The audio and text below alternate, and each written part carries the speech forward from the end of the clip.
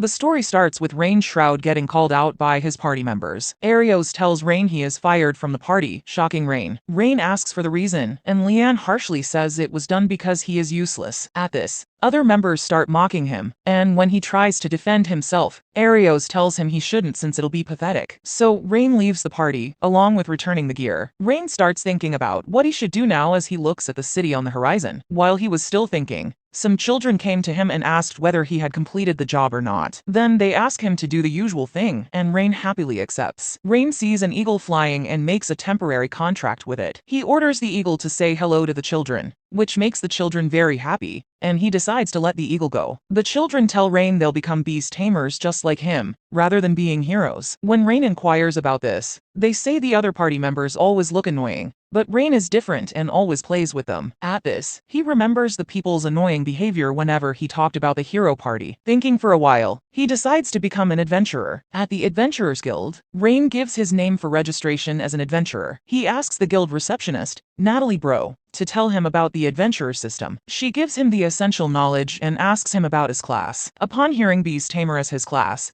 she becomes anxious since Beast Tamers are generally weak. It makes Rain remember what Leanne had told him before, but Rain says he'll be fine. He was then told to kill 10 goblins as a registration test. Using a squirrel, he tracks the goblins and starts to attack them. He kills them off and collects the magic stones. He then hears someone scream, only to find out a girl is being cornered by a killer tiger. He decides to act with his knife to attack it, but its skin is so hard that the knife breaks. As the killer tiger corners him, he witnesses the girl jumps at a very high speed and slams the tiger with her fist. Rain sees that the girl is from the cat tribe, said to be an endangered species. The girl falls, and Rain asks whether she is okay or not. She says she is hungry. After Rain gives her some food, she gives him thanks and introduces herself as Canade. While they start talking about themselves, Rain tells her about his banishment, which makes Canade angry with the hero. This made Rain happy as she was angry for him, and he unconsciously patted her on her head, and she happily enjoyed it. She then asks Rain to tame her. At first, Rain wonders if it is possible to do so, but feels that he wants to know Canade better and try it, which turns out to be at the Adventurers Guild. Rain submits the items for his quest to the guild receptionist, Natalie. She informs him that he has passed his adventurer's trial and is now recognized as an F-ranked adventurer. Natalie also mentions that as Rain completes more quests, he will rank up and earn more money for his troubles. With this in mind, Rain notes that he will need lodging, and to achieve this, he will need to earn more money. Later, Rain and Canade meet in the cafeteria to discuss taking on a new quest together. Suddenly, they are approached by a man who expresses interest in Canade, due to her being a cat spirit. The man attempts to court Canade, but she refuses him, saying that she belongs to Rain as her tamer. The man challenges Rain to an arm wrestling contest with Canade as the prize. Rain accepts and wins the contest, much to his surprise. Just then, Natalie arrives and takes care of the man. She formally apologizes on behalf of the guild, but her inner voice leaks out when she asks Rain how he managed to tame Canade. This makes both Rain and Canade shudder in fear, but Natalie quickly regains her composure and leaves. Rain wonders how he became so strong, and Canade explains that when he made a contract with her, his strength amplified. Rain's strength is believed to be as strong as Canade's, and he is surprised by this, as no one in his village had this experience before. Excited to take on a new job, Canade's hopes are quickly dashed when they are assigned to another herb-gathering task. Rain reminds her that they can't take on more challenging quests due to his low rank. To make the task more efficient, Rain forms a temporary contract with some horned rabbits to help collect the required herbs. Suddenly, they hear a scream and go to investigate the situation. At the location, they find an old man and his mule surrounded by a group of bandits known as the Ebenfangs. Canade informs Rain of the Ebenfangs' infamous reputation as a brigade of bandits, with 100 members in their ranks. Without hesitation, Rain decides to help the old man, and the two of them ambush the bandits. As Rain fights the bandits, Canade checks on the old man, but she is worried that Rain may not be able to handle his newfound strength. However, as Canade watches Rain fighting, her heart starts to race, and her face becomes red. The old man speaks out to thank the two for their help. He explains that a group of adventurers had protected him earlier, but they fled when the bandits arrived, and he expresses concern over the reprisals of the Ebenfangs. Rain then decides to deal with the rest of the Ebenfangs, much to Canade's dismay. They reach their destination, and Rain temporarily contracts some animals around the surrounding area to scout out the Ebenfangs. He also assures Canade that he has a plan to deal with them. Soon, they reach the Ebonyfangs' hideout, and Canade asks him what the plan is from there on out. In his explanation, Rain details the plan hinges on another temporary contract with an Arby, whose skill can paralyze a person for over 12 hours. Astonished that Rain could tame an insect despite being a beast tamer, he tells Kanade that back in his home village, he learned the basics of the tamer subclass insect taming for a while. As astonished as Kanade was, she's ordered to return to the town and get some reinforcements, while he has the Arbies handle the Ebony Fang member. The reinforcements that Rain wanted were called the Order of Knights, a group tasked by the government to uphold peace in the lands. Understanding her task, Kanade leaves, and a swarm of Arbies arrives, and Rain forms a temporary contract with them all. Elsewhere, the adventurers who were tasked with protecting the old man earlier before are revealed to have been Ryan's old comrades, Mina and Leanne. The two curse their situation and redirect their frustrations to the beast tamer they were partnered with, opining their disdain for his inadequacy as a beast tamer. However, in his defense, the beast tamer claims that the demands of the two were far too complex for him to accomplish. He also claims that a beast tamer that can tame over 20 animals is impossible, which Leanne considers to be a lie, and holds the beast tamer responsible for their failure. Accepting the responsibility after being coerced and threatened by Leanne,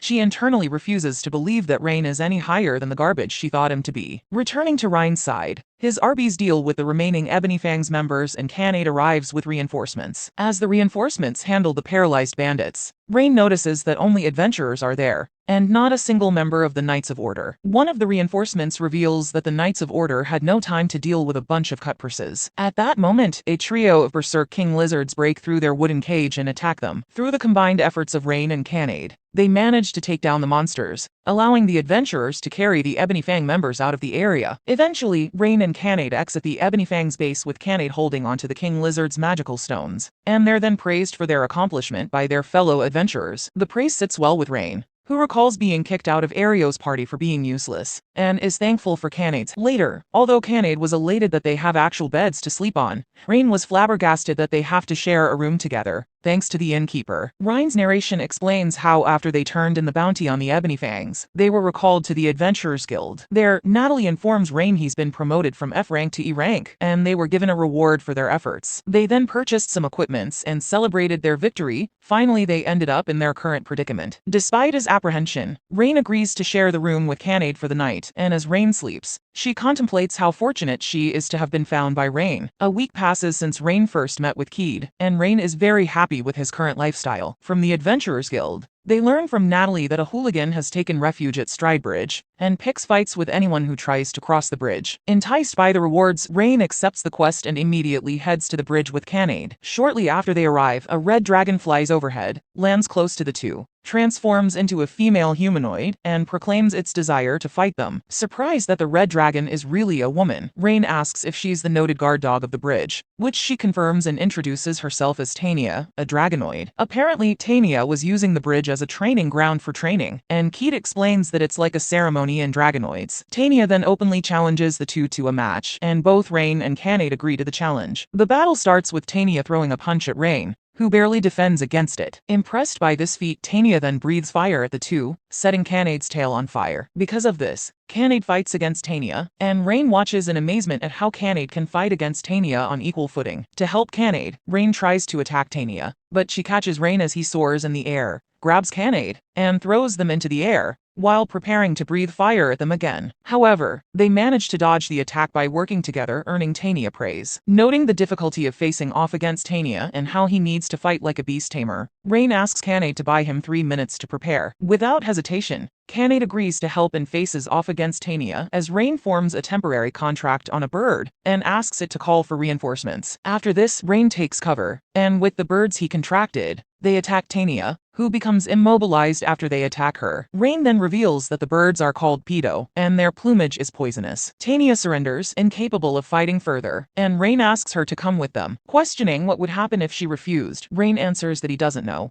but comments on what a fix he'd be in if Tania doesn't comply. Amused by the response, Kanade pokes Tania into submission, making her agree to the demand. Afterward, Rain and Kanade report back to Natalie at the Adventurers Guild, and before Tania can introduce herself, Rain stops her, and abruptly leave the guild in a hurry. Outside, Tania draws attention to herself, and both Rain and Keed stop her from revealing she's a dragonoid. On the outskirts of town, Tania is disciplined by Rain, who allows her to leave, but admonishes her from starting any trouble again after this. However, Tania, who had taken a liking to Rain, suggests that he tame her as well, to which he begrudgingly agrees and forms a contract with her. That night in town, Arios complains about his team's wasted efforts in the lost woods they spent trying to fight against monsters. With Leanne and the others complaining that Ryan's old tasks were a burden on the group, Arios decides to recruit Rain back into the group, only to dump him again after they complete it. Meanwhile, as Rain sleeps on the floor, Kanade and Tanya argue about which bed the other sleeps on, as one of the beds has a view of Rain. In a narration, Rain explains regarding slimes and his team was tasked with subjugating the monsters, which unsettles Kanade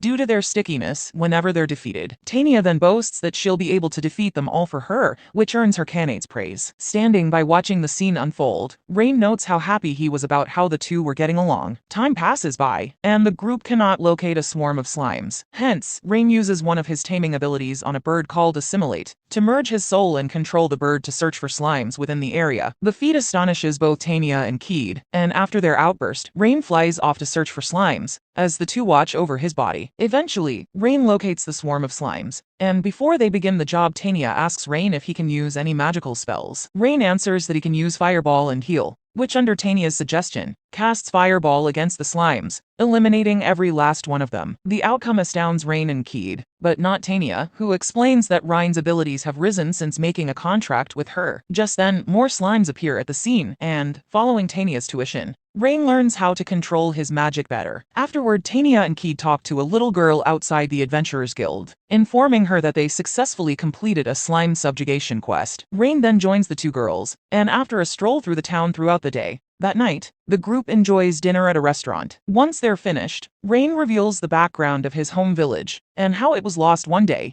due to a monster attack. A group of adventurers would rescue Rain, and he was relocated to an inn where he worked his keep for years, until Arios' group recruited him. He joined the group without hesitation, believing it'd be for the better, and would allow him to prevent the same tragedy that happened to his village. However, the group thought of him as a useless tag-along, leading to his dismissal from the hero's party. Hearing this story saddens both Tanya and Kanade, but they note their fury against the hero party for how they treated Rain, but he assures them that it's all behind him. The day after, Ryan's group subjugates a bunch of orcs, one of which manages to stab Rain in his arm with a knife, while trying to protect Tanya, assuring that he's fine. Rain then uses Heal on himself that instantly heals the wound, and suggests they collect the magical ores the orc left behind, and turn them into the Adventurers Guild. That afternoon, Rain does this and learns from Kanade that Tanya had wanted some time alone to herself. Tanya stood on a bridge gazing at the flowing river water below, pondering whether or not she's done the right thing, and then a little girl from the other day approached and talked to her. Tanya would have a brief heart-to-heart with the little girl that lifted her spirits. Soon, Rain finds Tanya, who formally apologizes to him for her actions earlier that day. On the other hand, Rain notes his relief for being able to find Tanya, and that night Kanade realizes her feelings for Rain, but would flatly deny them as a fondness for him. The following day, after another successful quest was completed, Tanya suggests to Rain that they purchase new equipment, and Rain liked the idea. Before they're able to progress any further, Arios and his party confront Ryan's on the road, and give him a sarcastic greeting. Seeing Rain's two powerful companions, Arios is shocked, thinking that Rain is the slave of the two girls, but soon the whole team is surprised to hear that Rain is the master of Kanade and Tanya. After that, Arios thinks of his reason for coming to Rain. His team was in great trouble exploring the forest. They always lost in this enchanted forest. In order to explore the forest for longer, Arios proposes that Rain rejoin them to help control the animals to explore the forest and carry supplies, only to be decisively rejected by Rain. To convince him, the party reveals a huge secret that a treasure called the Shield of Truth, which is essential to fight against the Demon King, is hidden deep in the forest. If the Demon King can't be defeated, the monster army will invade the human world. After hesitating for a long time, Rain finally agrees to join Arios' party for the sake of innocent humans. Instead of thanking Rain, the party blames him for wasting their time, which angers Tanya and Kanade. They propose that the team apologize for driving Rain away earlier, and Tanya asks the whole party to kneel. The party members are not powerful, but they have high self-esteem. Arios angrily orders Rain to watch out for his two pets. He then states that Tanya and Kanade are playthings to sleep with Rain, only to be punched away by Rain. Rain warns Arios that he will teach whoever dares to insult Kanade and Tanya a hard lesson with his fist. Hearing this, Arios and his teammates decide to duel with them. In this duel, Tanya is against the magician and priest of the party while Rain is against Arios. And Kanade's opponent is the warrior Agath. Kanade suppresses Agath with her fast and powerful attacks, even not giving him a chance to fight back. Feeling humiliated, Agath counterattacks while Kanade temporarily stops attacking, but Kanade casually blocks it. To win this battle, Agath decides to use all his strength.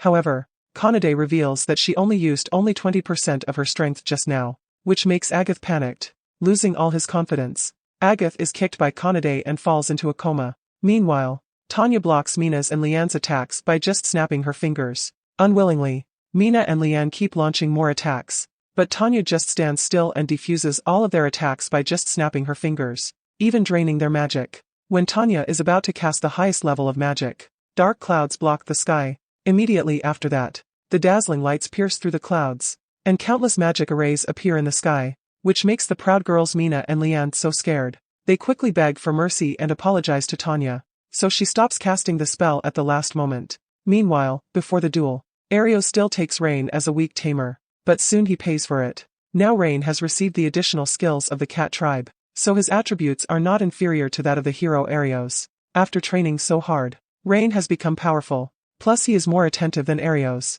so he is destined to win. Rain is aware of how Arios uses his sword since he has always paid attention to the fighting habits of his companions. Arios is unwilling to lose like that, so he decides to attack Rain by magic. However, Arios' high-level magic is offset by Rain's low-level magic. It's because Tanya helped him gain additional magical attributes. Just as Arios is about to attack again, he finds himself unable to move. It turns out that Rain has controlled a nearby bee carrying a paralyzing toxin to attack Arios during the fight. At this moment, worrying that he will be beaten up by Rain, Arios tries hard to beg for mercy. That brings a perfect end along with victory to Rain and his two friends in this duel. After that, Rain accepts the request of the hero Arios and is about to get the Shield of Truth for fighting against the Demon King in the forest. Before that, Rain and his two companions start to talk about their plans to explore the forest. The cautious tamer Rain asks the two partners to be on guard while he transfers his soul to a bird as before, finding a way forward through the high-altitude vision. During Rain's absence, Tanya and Kanade vigilantly guard their master's body. After a while, Rain finishes the wayfinding with the nearby birds, and starts to lead the way. Soon, Rain discovers that something is wrong. They are still lost now even after he has confirmed the route with the birds before. After Tanya detects mana fluctuations in the forest with magic, they finally find the problem. A large tree has been cast illusionary magic, surrounded by vision-affecting magic, and their eyes are affected so that they keep getting lost. There is also an expansive magical field on the tree. Tanya tells them that the easiest way to remove the magic is to destroy the tree. Just as Kanade is about to break the tree with a punch, they suddenly hear a sound coming from inside the tree. A fairy girl, Sora, appears. 200 years ago, the fairies had a conflict with humans who destroyed the forest, and finally hid in a remote place to live in seclusion. Since the fairies hold a strong hatred for humans for hundreds of years, Sora does not listen to any of Rain's explanation and is ready to attack him. Frightened away, Rain and his comrades have to discuss a way to move on. The fairy is so hostile to humans that Tanya believes they can't solve it in a peaceful way, and the best way is to make Kanade break the tree while Sora is distracted. But the kind boy Rain still decides to have a clear conversation with Sora. When they intend to negotiate with Sora, she still tries to attack them, but Rain isn't afraid of her and just asks Sora not to attack his comrades. Later, Sora starts to attack him, but the kind fairy avoids all of Rain's vital parts, only grazing his face. When she is about to attack again, Tanya and Kanade block in front of Rain. They each state what they know about Rain, trying to prove Rain is a good guy and that they have no intention of harming the fairies. It is Sora's first time encountering the cat and the dragon speaking for a human, and even protecting him with their bodies. After hesitating for a while, Sora finally decides to listen to Rain's intentions. Under Rain's explanation, Sora finally realizes their purpose of entering the forest, which is to take the Shield of Truth against the Demon King. She reveals that the Shield of Truth has always been kept by the fairies, and then gives it to Rain. Noticing that Sora seems to be angry and hateful when she mentions the demon, he gently asks Sora what troubles she has after completing the task. She reveals that one day when she went out to run errands with her twin sister Luna, they met the monster Shadow Knight. To protect Sora, Luna was caught by the monster. Rain wipes the tears from Sora's face and promises to get Luna out. Later, he takes Kanade and Tanya to the stronghold of the Shadow Knight. Rain attacks the Shadow Knight with fireballs first, only causing no harm to it because it is immune to magic. And then Kanade starts to attack under the cover of Rain. She soon puts it at a disadvantage with the innate strength of the cat race. Deducing from Kanade's gaze that they come to save Luna, the Shadow Knight gets furious and decides to kill Luna. At the critical moment, Tanya blocks the blow with her dragon wings, and Luna is finally saved. Now, Rain and Kanade can put aside all their concerns to fight the Shadow Knight. They then attack it together, but unexpectedly, the Shadow Knight's defense and attack stats are very high, so Rain controls the bees to interfere with the Shadow Knight's vision. And then he uses power-boosting magic on Kanade. After gaining strong power, Kanade makes a hole on the abdomen of the Shadow Knight with a powerful punch. And then countless red cracks appear on Shadow Knight's body, turning it into dust. Just then, Luna wakes up. Rain quickly sends her back to the depths of the forest. When they are talking, Rain discovers that the twins have completely different personalities. Sora is steady while Luna likes to make jokes, and she soon becomes familiar with Rain. Then the fairy sisters reveal since the fairies were unwilling to save Luna, they become disappointed at them, but they don't know where else they can go. Hearing this, Kanade proposes to let the twins join their team. The twins soon agree, but when Rain is about to sign a contract with them, he realizes there are different ways to sign contracts with different races, and he has never done that with a fairy. Kanade and Tanya think Rain is an excellent tamer and he can definitely find a way to sign a contract with fairies, which gives Rain confidence. Soon he starts the ritual. Without any accident, Rain manages to sign the contract with the two fairies in one go. The task is successfully completed. Rain hands over the Shield of Truth to the hero Arios and takes the pre-agreed task reward. As Rain is about to leave, Agath stops him. Though Arios disagrees, Agath insists on inviting Rain back to the team. While Mina and Lin reluctantly say they are willing to compromise and accept Rain,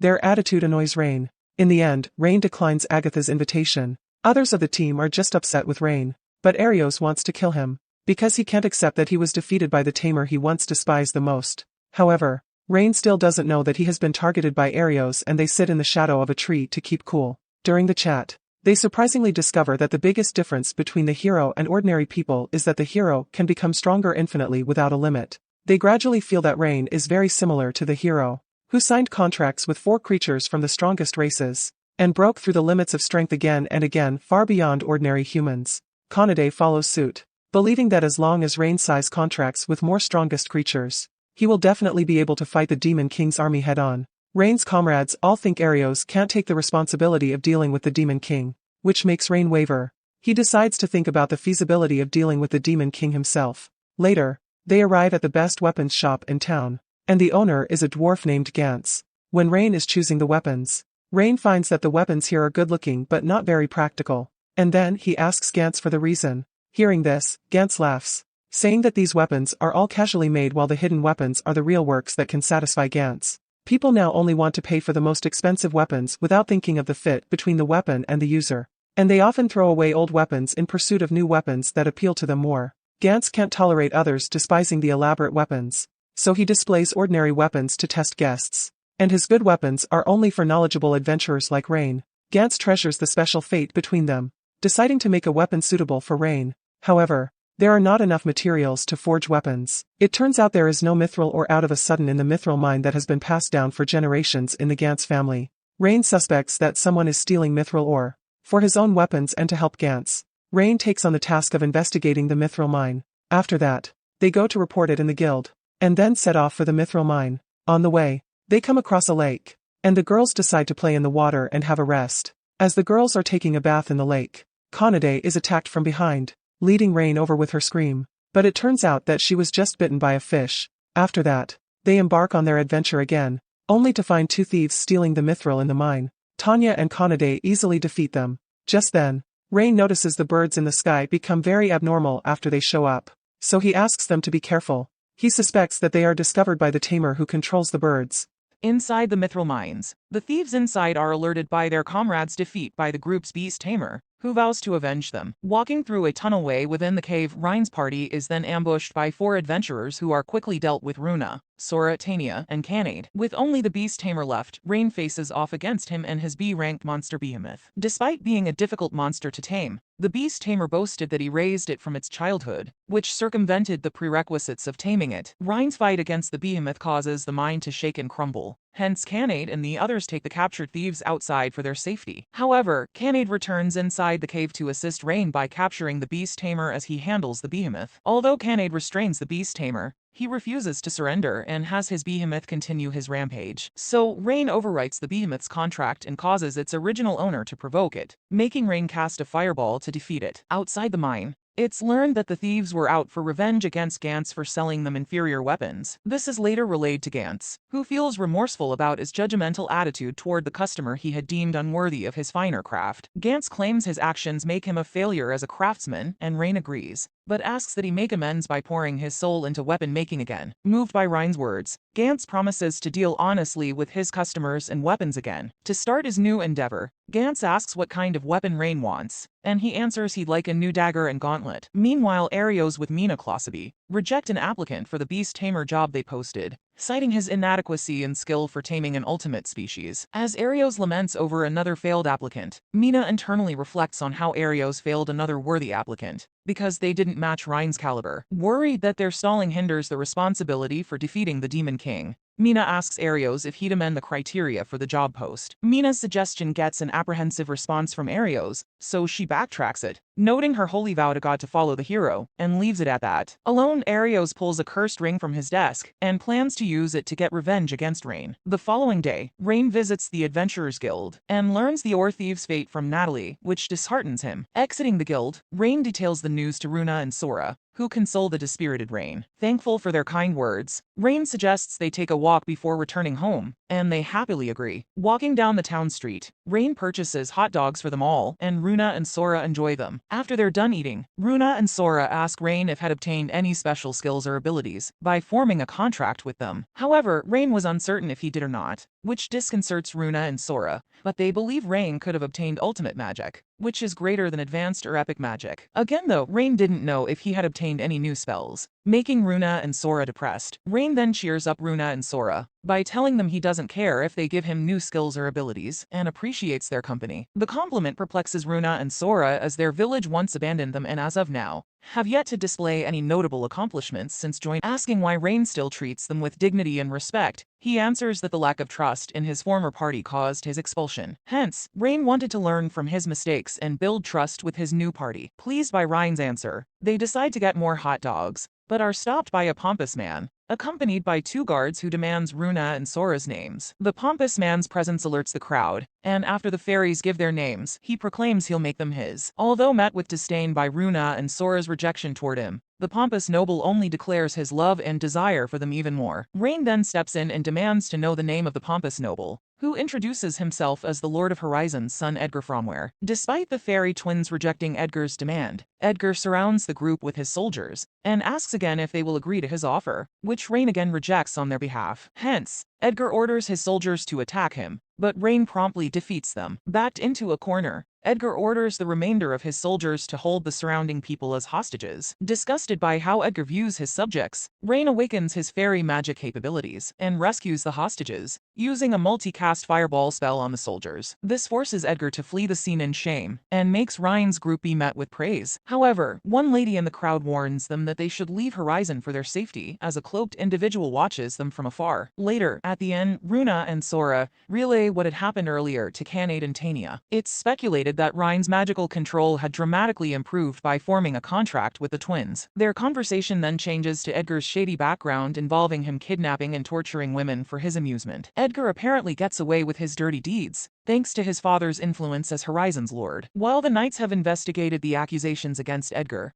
they've sadly found no evidence of any crimes committed. After deliberating over what to do, it's ultimately decided that Rain and his party will defeat Edgar and save the city. That night, at the Fromware Manor, Edgar talks with his father, and after he excuses himself, Edgar pays his knight Guylet to take care of Rain. Once he's gone, Edgar summons a slave servant of his, and proceeds to beat her for not meeting his outlandish expectations. The following day, Rain and Kanade visit the Order of Knights HQ to file a formal complaint against Edgar. However, the complaint was formally rejected, as the complaint was already reported as a minor scuffle and would not be investigated further. Rain would later opine the Knights are in cahoots with Edgar. They're then approached by the vice-captain knight named Stella, who requests their help to bring down Edgar. Trusting in Kanade's judgment about her opinion of Stella, Rain agrees to help her, while also cleaning out the corruption within the Knights of Order. To catch the corrupt knights in a trap, Stella enlists help from some trusted knights in her division, and Rain gets his new gauntlet from Gantz. By nightfall, a trap is laid at a warehouse rumored to have incriminating evidence against Edgar,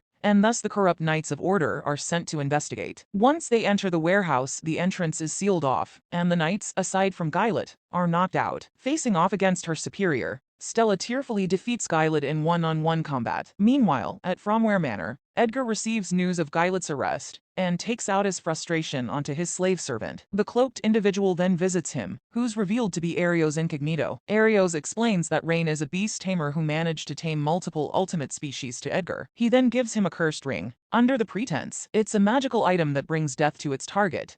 A brief flashback reveals Nina's past life at her small temple, while she spends her day playing and helping villagers, until she was enslaved by Edgar. In the present, a couple of soldiers in front of Edgar's mansion warn Stella and her knights not to trespass any further. However, Stella announces her name and title while proclaiming they're there to conduct an inspection. Furthermore, she mentions that Guylet had been arrested under corruption charges. Since the soldiers refuse to comply with Stella's orders, Tanya and Kanade intervene, causing the two soldiers to alert their comrades they're under attack. Surrounded by numerous soldiers, Tanya and Kanade break through the main gate as Edgar watches from his room, anticipating his newly acquired ring will help him defeat Rain. Meanwhile, Rain, Runa, and Sora manage to infiltrate the mansion's basement in hopes of rescuing the hostages there. Runa casts Material Search, planning to teleport any hostages they locate out of the mansion magically. Once Runa detects a large magical signature below them, believed to be the hostages, and one of the other signatures is said to be on par with Sora and her. Rain suspects that another ultimate species is held captive there,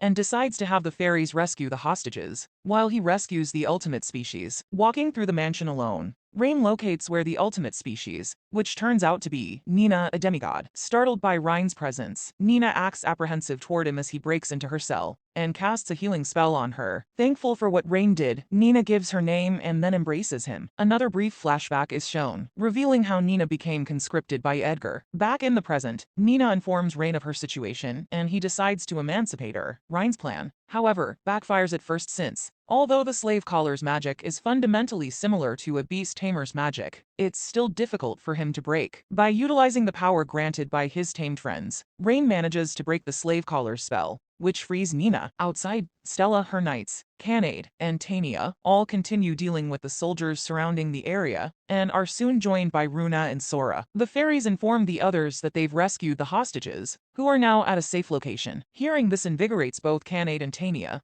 who continue their onslaught against the soldiers. In his room, Edgar reassures his father that he'll handle the situation alone. In the mansion's foyer, Rain carrying Nina on his back regroups with Stella's group, who claim Rain had seduced another girl, much to his chagrin. Edgar's father entered the foyer and was ordered by Stella to surrender himself. He, however, refuses and is sequentially captured by Ryan's gauntlet wire. Immediately, Edgar appears and, using the ring that Arios gave him, summons a reaper that stabs him in the chest with its scythe. Standing atop the mansion's roof, Arios gloats about Ryan's supposed death and claims he'll now be able to rest easy. After Arios disappears into the night, Rain is revealed unharmed by the reaper's attack. Sora mentions that Rain was just hit with an instant death spell, yet it did not affect him. Hence, Runa casts a poison affliction spell on Rain, which doesn't work, and it corroborates her hypothesis that Rain is immune to status effect magic. Watching from the second floor banister, the despondent Edgar watches the conversation between Rain and his party, while internally lamenting how an entitled noble such as him had failed. Refusing to accept the outcome, some dark ominous energy escapes from Edgar's ring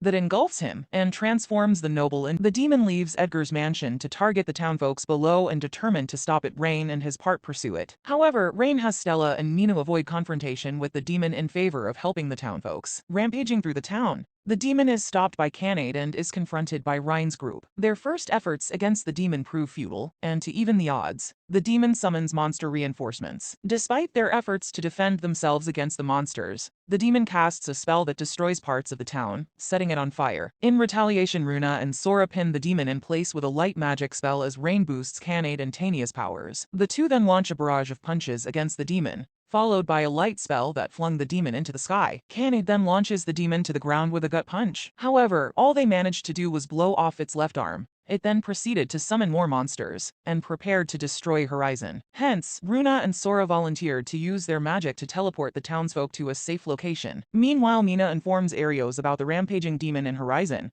However, he refuses to take any action against it, as their main priority is the Demon Lord. Leanne concurs with Arios against Agath and Mina's concern about the demon situation, but ultimately concedes to Arios' logic. Unbeknownst to the group, Arios was the one responsible for the demon's appearance, in hopes of getting revenge against Rain. Back in Horizon, Stella, accompanied by her knights and Mina, They defeat the demon summon creatures. They're soon joined by Sora and Runa, who requests their assistance with evacuating the townsfolk using teleportation magic. Privy to the fairies' plans, Stella and her knights leave to round up any townsfolk they can find, as Nina stays behind with Runa and Sora. Eventually, Stella and her knights gather some townsfolk who initially hesitated to use the fairies' teleportation magic. However, a few familiar faces of the fairies convince them enough to trust in the fairies. Before the second wave of people could be teleported, a pack of the monsters arrived. Returning to Ryan's group, Kanade and Tanya become exhausted by fighting against the monsters, but soon get help from the town's adventurers. As that goes on, Runa deals with the newly arrived reinforcements, and Sora teleports the remaining townsfolk to safety. Feeling inadequate, Nina joins Ryan's group in hopes of helping them. Both Kanade and Tanya realize that Nina could use her demigod powers to teleport Rain close enough to the demon, so he could confront it. Carrying Nina on his back, Rain uses Nina's teleportation magic to confront the demon,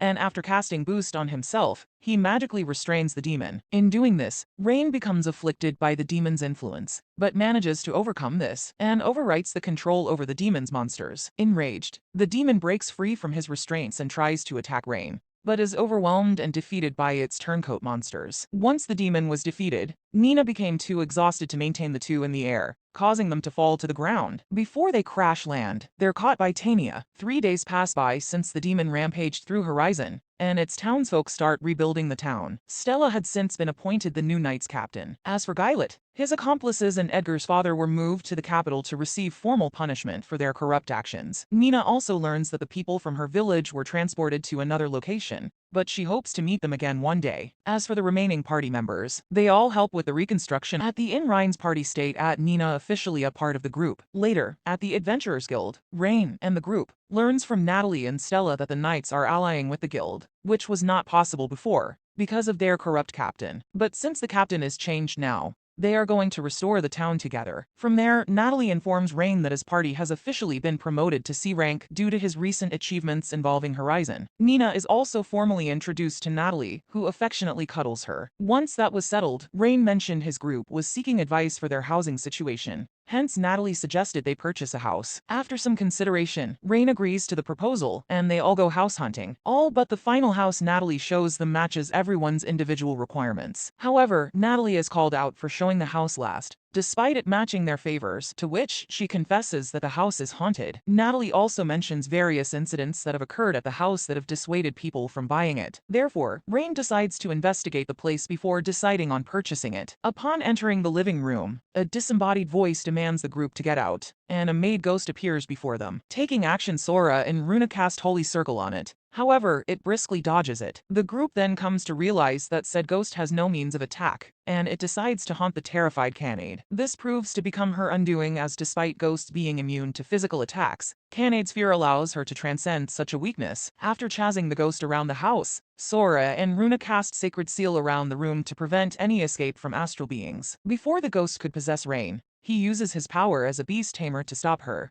a feat he learned in his childhood from a neighbor of his. At Ryan's mercy, the ghost is asked by Rain to talk things over with him and his party. The ghost introduces herself as Tina and discloses a bit of her backstory. In the end, Rain decides to purchase the house. Meanwhile, the heroes' party walk the streets and are met with disdain by its townsfolk. Enraged by the townfolk's attitude toward them, Arios attacks a fruit seller's stall and leaves, upset that they favor Rain more than him. Back at his home, Rain returns home with Kanade and enjoys a feast for dinner. Before digging in, Rain reflects on how fortunate he is to have all met his party members, as well as a flashback to his parents, and looks forward to whatever comes next. And this also concludes the end of Season 1 of the Beast Tamer series. How was the video? We hope it was good. If so, please check these videos.